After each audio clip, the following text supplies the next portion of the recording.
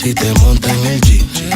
¿Qué tal si nos vamos de aquí, bebé? Well, first of all, we're very excited. I mean, la niña con. Would you rather have the interview in Spanish? Yeah. Okay, are you gonna answer with El Niño come to everything? Okay. No, la niña come. La niña come, because that's come on. My bad. Do you speak Spanish? I do. I'm just kidding.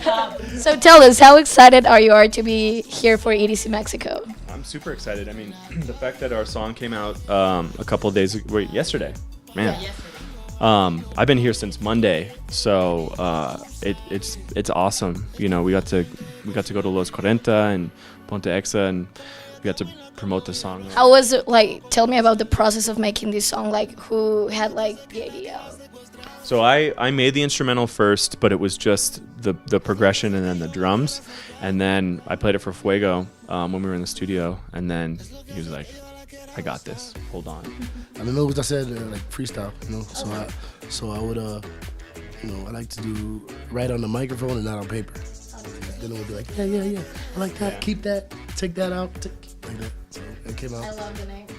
So, did you know that you wanted Fuego for this song, or it was just? I didn't know who I wanted for it. Honestly, like when I first made it, it was very tough to like try to place an artist on it, and I don't think we had any idea of. Yeah, we made it for like, we were just writing. It was a writer's camp, so we were like, it was, and then Milk called me. He's like, guess what? Dylan wants to keep you on the song. Yeah. Like, Yeah. All right, cool. So it was awesome. It just worked out because that song.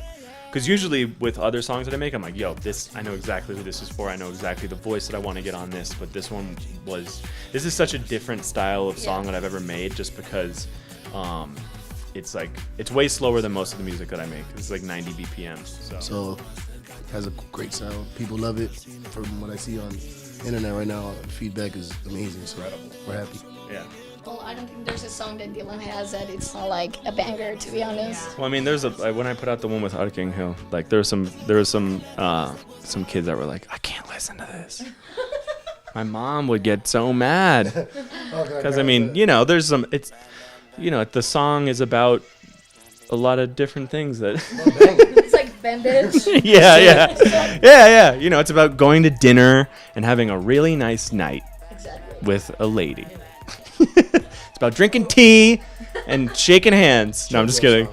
But yeah. So that was one where like I did notice a little bit of backlash because kids were like, I don't know if I can hear this. My mom will get pissed off at me.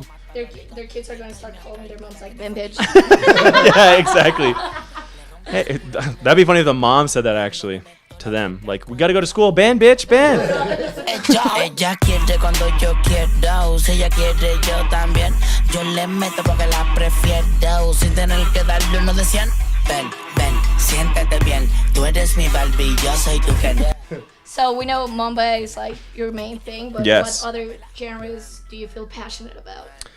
Moombahton has always been the one for me. Like, I've always gone back to that. I've always, you know, gotten re-inspired by Munchi, even though like I don't think he's put out a song in a long time, but he's one of my favorite artists still. I listen to his stuff, and it's always still sounds relevant. So this album is really me going back to that. I feel comfortable making everything though, but I always feel the most comfortable, and I feel like that my music is most well received when it is Moombahton. So this album is all in Spanish, this new album. So how it was for you to be in Spanish if you don't speak Spanish? So that I get that a lot, and I was like, I don't know, don't ask me. I don't want to ruin your process. That's where, like, with Fuego, I was like, yeah, that, like, let's go with that. And then the other one too is that I am a white guy. Of course, I don't know if you can tell. I know I have a lot of tattoos, but I'm a white guy. So if I'm listening to a song in Spanish and I don't know the words, but I like the song, that means that it's accessible for more people as well that don't know how to speak Spanish. This has been the most inspiring, fun project I've ever worked on, and the people that are involved are incredible. Toy Selector was the A&R for most of it, for all of it actually. I'm confident. Cool. So going back to EDC, how do you guys prepare for a show? Like, do you take shots? Do you listen to music? What do you do? What's your rituals? I mean, definitely sometimes it's taking a couple shots or something like that. But mainly it's like making a bunch of edits. Like whenever I've done, like for the past four years or something, I'd always do like 2 to 3 shows in LA at the end of the year. And every year I would change the set for every night just because I wanted to make sure that it was different. Yeah. I know that there's some people that they don't do that just because it's a lot of work. But for me, I'm always like, well, I feel like I'm copping out if I don't do that because my job is to be a DJ. So yeah, it's stressful, but I always try to come up with new edits and new fun, interesting music to play. Yeah, like create an experience. Exactly. I'm just really excited because I played Ven, but I only played it in India. And India is not necessarily the market that knows Spanish at all. No. And then for We The Funk, I haven't even played it live. And this is going to be our first time performing it live and playing it. So I'm just really excited to play the new songs out for people and see the reactions. And so how was working with Arcángel too, another trap artist? And I think this was the second day we go to the studio and the power's out. So the session that we had planned was done. So then Emilio, Toy Selector's friend, calls him and he's like, yo, I just ran into Archangel. Like, he said he's down to work with you, with us. So we go over to Arc's hotel and I meet him, literally just like, hi. And I'm like, because I didn't know what else. I mean, he was with friends. I didn't want to intrude. So I sat there on my computer. So we go to the studio and I think we got to the studio around like 5 p.m. and we worked until 6 a.m. Yeah. It was because he would write a couple of the words and then he would go outside and smoke and drink and carry on. We were never supposed to work together. And then somehow the stars aligned that day. The studio, like the bad part of the studio's power going out was actually the best thing possible because we got to work with Arcángel. So, and then he's just the nicest dude. He's so nice. Yeah. Could you tell us about another collaboration that you have on your new album? Yeah, I mean, I have a collaboration with De La Ghetto. I think I met De La Ghetto back in 2016. It was when I was playing I played the after party for the Latin Grammys. And then Toy, he was like, yo, I'm going to introduce you to this guy, De La Ghetto. So we know that the EDM industry is really popular and it's like growing and growing. And festivals are becoming like pretty much an every week thing.